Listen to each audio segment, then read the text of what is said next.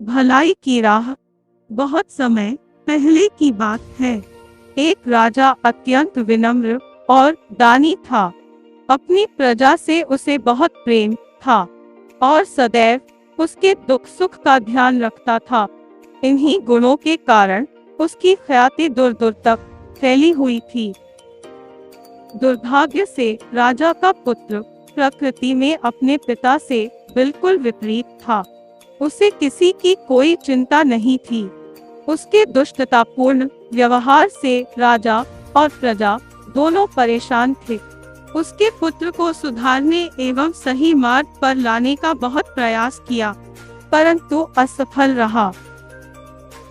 उसे ज्ञान देने हेतु दूर दूर से विद्वान और मनसी बुलाए, परंतु दुष्ट बालक के व्यवहार में कोई परिवर्तन नहीं आया, बल्कि आयु बढ़ने के साथ साथ उसके दुगुनों में वृद्धि ही होती गई। सौभाग्य से एक दिन महात्मा बुद्ध उस राजकुमार को सही मार्ग पर लाने की चेष्टा से उसके पास आए। उन्होंने न तो डराया धमकाया, न बुरा भला कहा, बल्कि स्नेह से एक नीम के पौधे के पास ले गए और राजकुमार से उस पौधे का एक पत्ता चखने को कहा।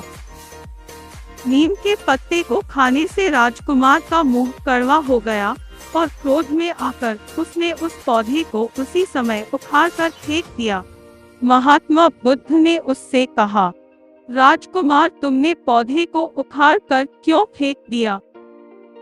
राजकुमार ने उत्तर दिया कि अभी से इस पौधे के पत्ते इतने कड़वे हैं, बड़े होने पर तो वे बिल्कुल ही विष हो जाएंगे, इसलिए इसको जड़ से उखाड़ देना ही उचित है।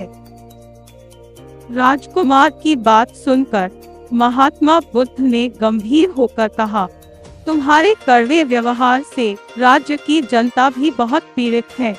यदि तुम्हारी ही नीति जनता भी काम में ले तो तुम्हारी क्या दशा होगी?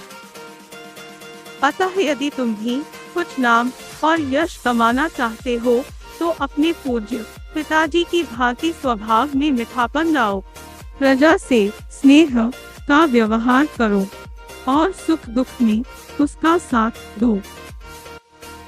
महात्मा जी की सीख से राजकुमार पर गहरा प्रभाव पड़ा और वह अपने पुराने व्यवहार के लिए लज्जित होने लगा। उसी दिन से राजकुमार में गंभीर परिवर्तन आ गया और दुष्टता त्याग कर उसने भलाई की राह पर चलना प्रारंभ कर दिया। आशा है कहानी पसंद आई होगी, तो लाइक और सब्सक्राइब करें और बेल आइकॉन बटन को दबाएं। धन्यवाद।